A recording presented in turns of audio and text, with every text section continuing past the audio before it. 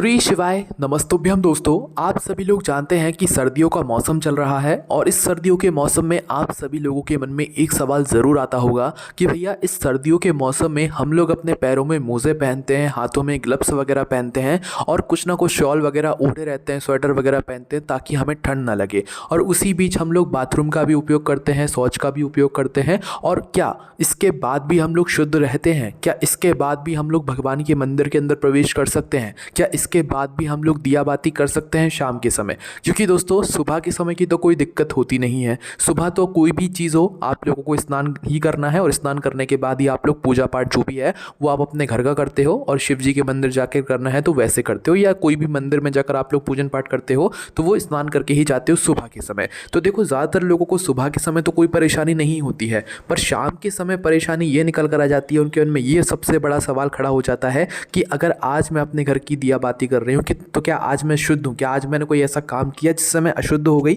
तो दोस्तों ये सवाल जो है आपके मन में ज़रूर घूम रहा हो, क्योंकि और मौसम में क्या होता है कि भाई पूरे दिन भले ही हम बाथरूम जाएँ, शौच जाएँ, कहीं पर भी जाएँ तो नहाना भी पॉसिबल हो जाता है और हाथ मुँह धोना भी पॉसिबल हो जाता है। बट ठंड के मौसम में क्या होता है कि भाई पानी बहुत ज़्यादा ठंडा होता है, कुछ लोगों को दिक्कत परेशानी भी होती है, पर उनके मन का ऐसा भाव होता है कि भाई उनको दिया बाती ज़रूर करना है, उनको अपने घर की पूजा ज़रूर करना है, उनको मंदिर में जाकर दिया बाती ज़रूर करना है। ठीक है, तो उस जगह पर उन लोगों के मन में ये एक मन ही मन में भाव बन जाता है, क्या हम अशुद्ध हो गए? क्या अब हम मंदिर नहीं जा सकते? क्या अब हम दीपक बाती नहीं कर सकते? तो इन सारे सवालों का जवाब आपको इस वीडियो में मिलने वाला है। तो अगर आप लोग भी ऐसी कुछ बातें सोचते हैं कि पूरे दिन भर में आपने अगर बाथरूम का इस्तेमाल किया है, शौच का इस्तेमाल किया है, क्या उसके बाद भी आप लोग अपने घर की पूजन कर सकते हो, अपने घर की दिया बाती कर सकते हो? क्या उसके बावजूद भी आप लोग मंदिर जाकर पूजन पाठ कर सकते हो? तो इसका जवाब हम आपको सबसे पहले दे देते हैं, है ना।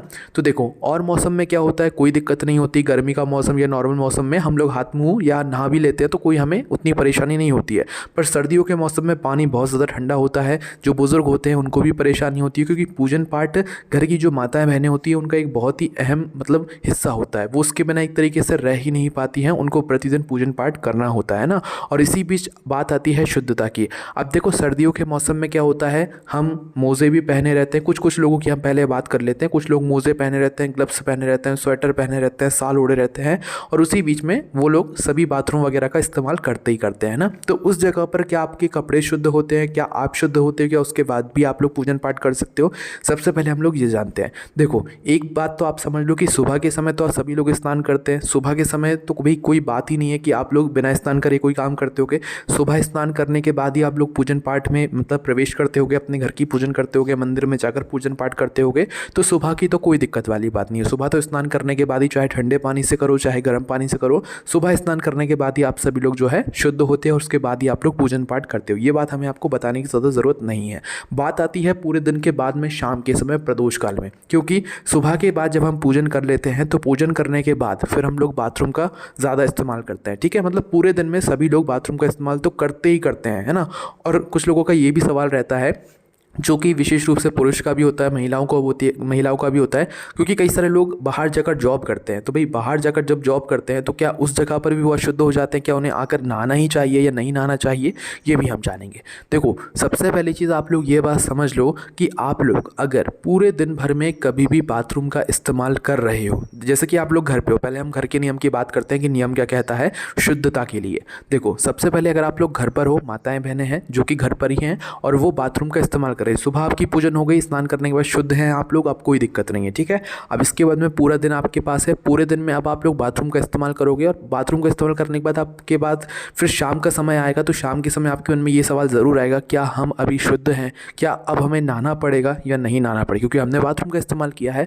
तो देखो, यहाँ पर नियम क्या है, पूरे दिन में जितनी भी बार बाथरूम इस्तेमाल कर रहे हो, है ना, आप जब भी बाथरूम जाओ, जैसे ही बाथरूम से बाहर आओ तो आपको क्या करना है कि अपने हाथ धोना है सबसे पहले, तो उसके बाद अपने पैर धोना है और मुंह से 3 बार कुल्ला करना है। मतलब कि अपने मुंह के अंदर 3 बार पानी डालकर कुल्ला करना है। 3 बार कम से कम करना ही करना है और 3 बार से ज़्यादा भी कर सकते हो, है ना। अब यहाँ पर दोस्तों आप लोगों को ये काम करना ही होता है अगर आप लोग बाथरूम का इस्तेमाल कर रहे हो। क्या कर रहे हो? बाथरूम का इस्तेमाल कर रहे हो। अब ऐसा नहीं है कि आप लोगों ने जो कपड़े पहने हुए हैं वो कपड़े भी आप लोग धो डालो, नहीं नहीं, उस जगह पर ऐसा नहीं होगा। आप ऐसा कर सकते हो कि एक थोड़ा सा गंगा जल लो, थोड़ा सा आप अपने ही घर में किसी अच्छी जगह पर वहाँ पर रख लो, और जैसे ही आप लोग बाथरूम का इस्तेमाल करते हो तो आप लोग क्या करो, सबसे पहले तो आपको नियम यही कहता है कि आपको हाथ मुंह धोना चाहिए, मतलब कि हाथ धोना चाहिए।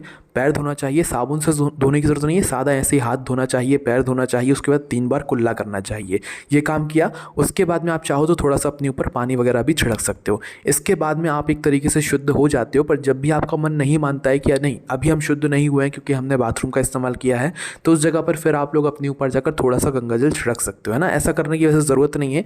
ये गंगा जल आप जब छिड़क लेना जब आप लोग शाम के समय की दिया बाती करो या पूजन पाठ के कार्यों में जाओ, है ना, तो उस समय बस आप लोग एक बार गंगा जल छिड़क सकते हो। बाकी अगर आप लोग बाथरूम जा रहे हो तो बाथरूम जाने के बाद बस अगर आप लोग हाथ धो रहे हो, पैर धो रहे हो, 3 बार कुल्ला कर रहे हो, तो भी आप लोग एक तरीके से शुद्ध माने जाओगे, ठीक है। या वहीं पर थोड़े अच्छे से जल से जो है आप लोग अपने ऊपर थोड़ा सा जल छिड़क लेना। अब यहाँ पर दोस्तों एक और बात निकल कर आती है कि भाई हमने अपने पैर में मोजे पहने हुए हैं, हमने अपने पैर में मतलब कि हाथों में ग्लव्स पहने हुए हैं, स्वेटर वगैरह ओढ़े हुए हैं, तो उस जगह पर क्या करेंगे।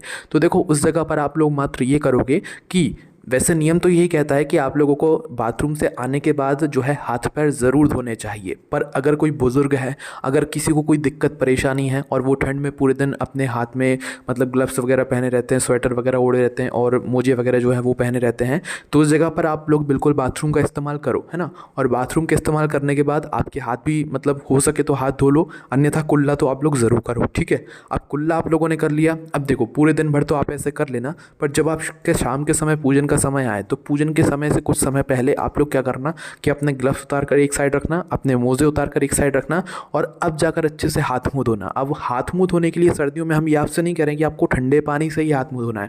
आप ठंडे पानी से हाथ मुंह मत धो, थोड़ा सा कुनकुना या गर्म पानी कर लो, आप अपने घर में कर लो, चाहे किसी भी चीज़ से कर लो, गर्म पानी करके उससे हाथ मुंह धो लो। ये बात उन लोगों के लिए है जिनको मतलब दिक्कत परेशानी है, किसी की कोई मतलब क्योंकि बुजुर्ग लोगों को बहुत परेशानी होती है सर्दियों में, तो उन लोगों के लिए हम बात कर रहे हैं। या अगर आपको भी कोई दिक्कत परेशानी है पूरे दिन भर में हाथ पैर धोने से या कुल्ला करने से, तो सिर्फ आप यही कर सकते हो कि पूरे दिन भर आप लोग अपने हाथ पैर में मोजे अगर पहने हुए हो तो ये बात आप लोगों के लिए, ठीक है। अगर नहीं पहने हुए हो तो आप इंस्टेंट बाथरूम का इस्तेमाल किया है आपने, उसी वक्त हाथ धो, पैर धो और 3 बार कुल्ला कर लो, वहीं के वहीं आप शुद्ध हो जाओगे, ठीक है।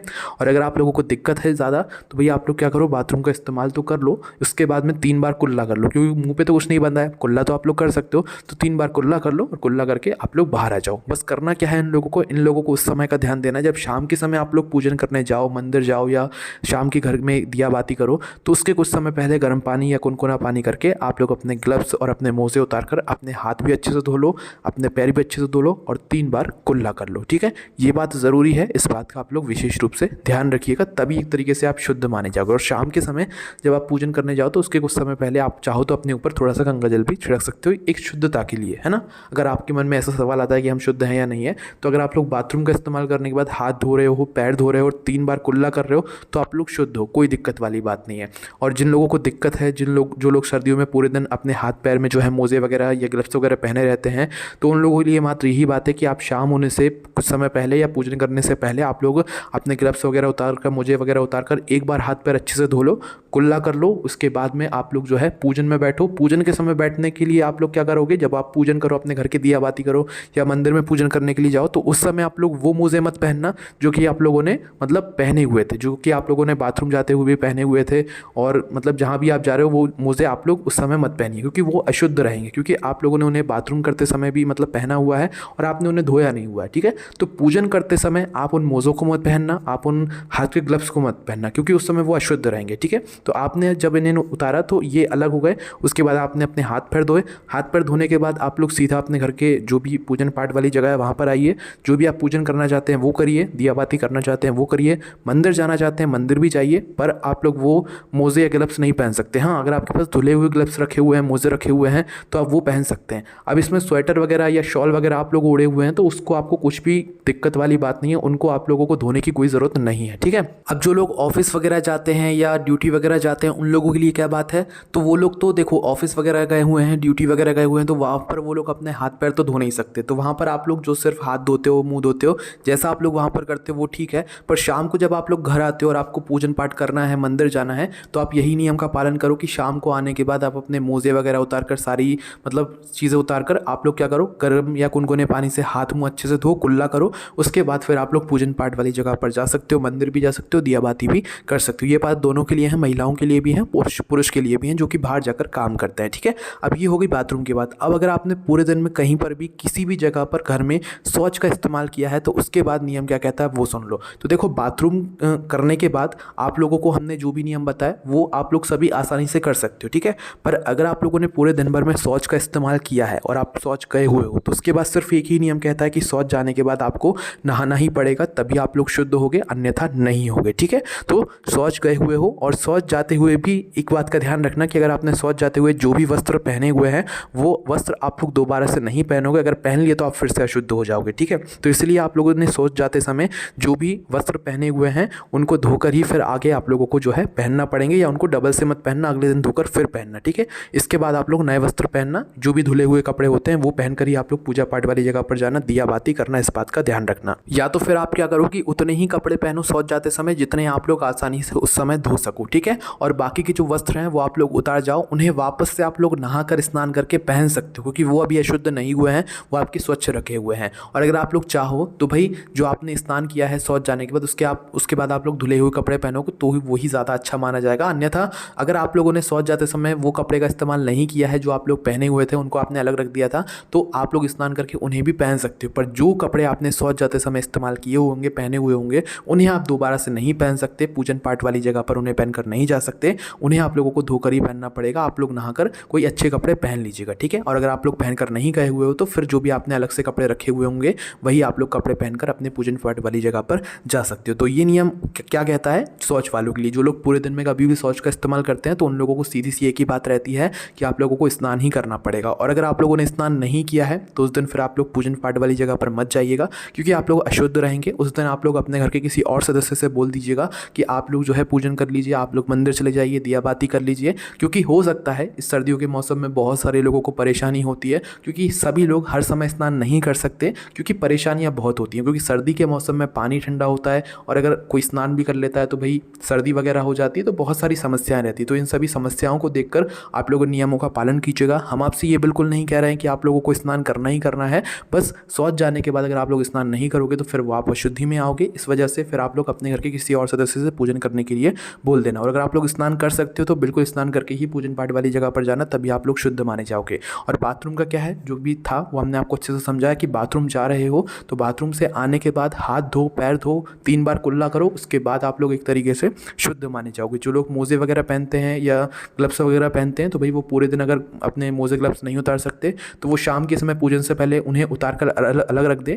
उसके बाद में आप लोग हाथ मुँह धोएं, कुल्ला करें, उसके बाद फिर आप लोग पूजन वाली जगह पर पूजन पाठ जाकर करें। पर उस समय आप लोग अपने वो अशुद्ध वाले जो मोजे और मतलब ग्लव्स होंगे उन्हें ना पहनकर बिना पहने ही जो है पूजन करें। ठीक है, और मंदिर भी जाना है तो उन्हें बिना पहने ही जाएं। बाकी फिर बाद में आकर आप लोग पहनना चाहें तो पहन सकते हैं, वो आपकी मर्जी है। ठीक है, तो पूजन पाठ वाली जगहों पर ये शुद्धता मतलब ज़रूरी होती है, इसलिए हमने आपको बताई। बाकी आपके शरीर की जितनी क्षमता हो आप उस हिसाब से कीजिएगा। सर्दियों में ज़्यादा से ज़्यादा गर्म पानी का इस्तेमाल कीजिएगा और तभी आप लोग जो है यहाँ पर इन नियमों का पालन कर पाओगे। ठीक है, अब दोस्तों अगर आप लोगों के मन में कोई भी प्रश्न घूम रहा है कि भाई हम दिन भर में शौच जाते हैं या बाथरूम जाते हैं तो हमसे ये गलती होती है, ये गलती होती है, तो क्या हम शुद्ध रहते हैं या अशुद्ध रहते हैं, कोई भी आपके मन में प्रश्न है तो आप हमसे कमेंट करके पूछ सकते हो। बाकी जो मेन चीज़ें थी वो हमने आपको बता दी हैं। अब आप अपने अनुसार जो है अपनी जो भी नियम पालन रहते हैं शुद्धता के लिए वो आप कर सकते हैं। बाकी इस वीडियो को आप अपने प्रियजनों तक भी शेयर करें ताकि उन लोगों तक भी ये जानकारी ज़रूर पहुँचे। सर्दियों में आपको नियमों का पालन करना ज़रूरी होता है, चाहे कितनी ही ठंड पड़े, आपको शुद्धता का ध्यान रखना ज़रूरी होता है। बाकी आपके मन में कोई भी प्रश्न है तो कमेंट करके पूछ सकते हैं। ओम नमः शिवाय, जय बोले बाबा श्री शिवाय, नमस्तुभ्यम।